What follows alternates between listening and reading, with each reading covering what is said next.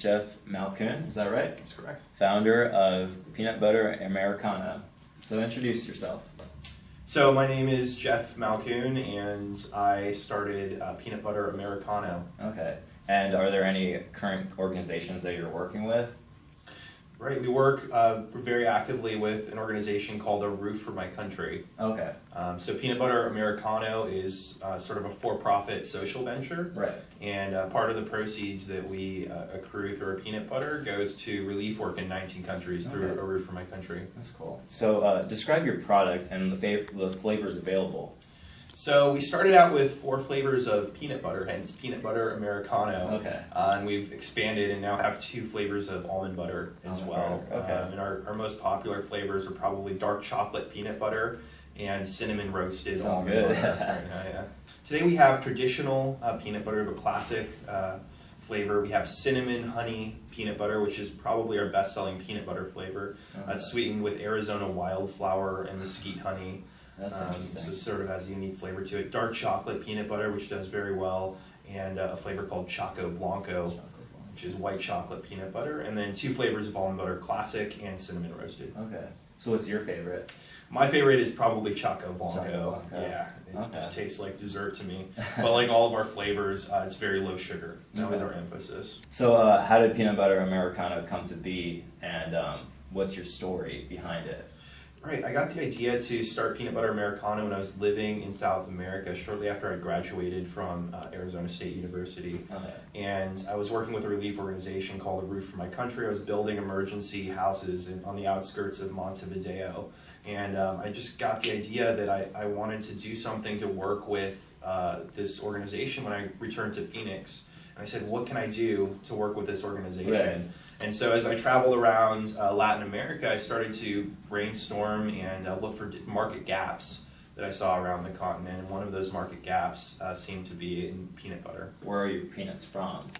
Right, so part of the market gap that I saw in South America, I had the common American problem abroad where you can't find peanut butter on the store shelves. Right. But it was sort of compounded by the fact that Uruguay and Argentina as well actually are peanut producing countries. Mm-hmm. About 10% of the world's peanuts are produced in that region of the world, Okay. but they're all exported. And if you look really hard, you can find Skippy peanut butter on store shelves, which is imported from the United States, and it just kind of seemed very strange to me.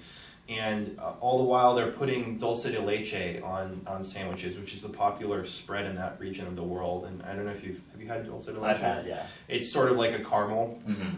It's a sweet spread, but it has no nutritional value. Right. And I said, if we could create a line of sweeter, creamier nut butters, maybe people would go for them outside of the United States. And that's our goal. But when I moved back to Phoenix and started this company, I decided to make this really a North American product to start, because this is where the market is for peanut butter right now. That makes sense. Yeah. So all of our peanuts come from West Texas. Okay. And all of our almonds come from Central California. Okay. And so, like, a lot of us probably don't know much about the peanut butter market. So explain to us how competitive do you think it is, and what are some of the major players out there? Right. Well, it's competitive on a national level. Okay. It is not competitive on a local level. As far as I know, we're Arizona's exclusive line of peanut and almond butters. So, as far as competition, I think in the field of peanut butter and almond butter, most of the competition is indirect. Mm-hmm. Okay. And less direct. So what would you say that makes your peanut butter better than the rest? Oh, well, there's a number of factors. It depends on where we're selling it. So we do sell at half a dozen farmers markets weekly. Okay. And out there, we always tell people that this is the freshest nut butter you can get. Usually when we're out there, we've produced the nut butter within 24 hours of bringing it to the market. So it's just fresh as can be for local Phoenicians and Arizonans that we bring it to the market for. But that actually holds true for our online shipping. We produce this nut butter in small batches every week. And so what we ship, what we bring to the markets, we bring to the grocery stores is fresh as can be.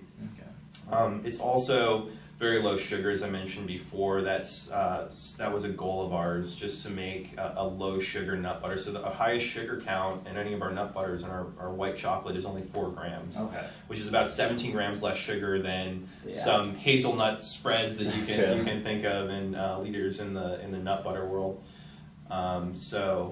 Those are some unique factors, and of course there's the social side as well. The fact that 100% of the proceeds from our dark chocolate peanut butter goes through relief work in 19 countries. I think sort of sets us apart in the nut butter world for giving. So we're proud of that. So the sales process, when you have a certain peanut butter like sold, what's the percentage that goes out compared to the rest? Well, this is something that we had to address early on in the process. How do we structure our giving? Do we give 10%? Do we give 5% of everything? Or can we do it a little differently? And we decided to do it a bit differently than what we had seen out there, and we do that by giving 100% of one of the flavors. So when you buy a jar of dark chocolate peanut butter, you know that those 100% of the proceeds from that jar goes to relief work in 19 countries. And how did you go about actually growing the company?